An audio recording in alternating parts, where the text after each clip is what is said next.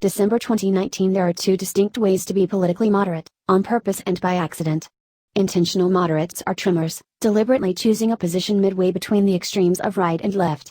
Accidental moderates end up in the middle, on average, because they make up their own minds about each question, and the far right and far left are roughly equally wrong. You can distinguish intentional from accidental moderates by the distribution of their opinions. If the far left opinion on some matter is 0 and the far right opinion 100, an intentional moderate's opinion on every question will be near 50. Whereas an accidental moderate's opinions will be scattered over a broad range, but will, like those of the intentional moderate, average to about 50. Intentional moderates are similar to those on the far left and the far right in that their opinions are, in a sense, not their own. The defining quality of an ideologue, whether on the left or the right, is to acquire one's opinions in bulk. You don't get to pick and choose.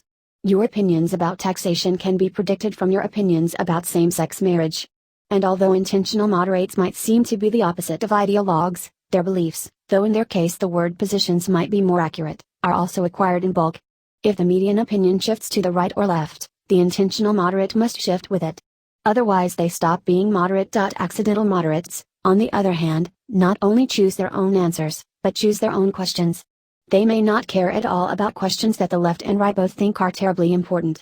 So you can only even measure the politics of an accidental moderate from the intersection of the questions they care about and those the left and right care about, and this can sometimes be vanishingly small. It is not merely a manipulative rhetorical trick to say if you're not with us, you're against us, but often simply false. Moderates are sometimes derided as cowards, particularly by the extreme left.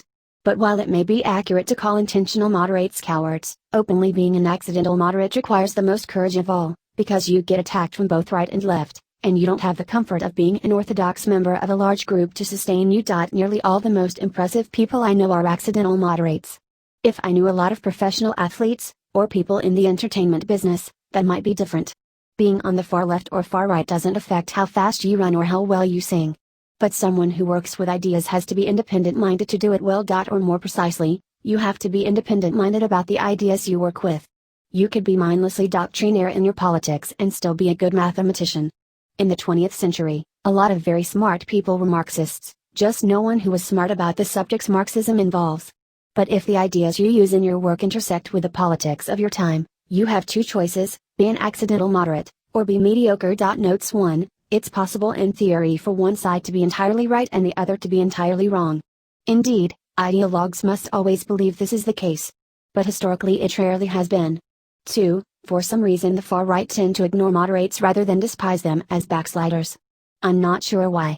Perhaps it means that the far right is less ideological than the far left. Or perhaps that they are more confident, or more resigned, or simply more disorganized. I just don't know. 3. Having heretical opinions doesn't mean you have to express them openly. It may be easier to have them if you don't.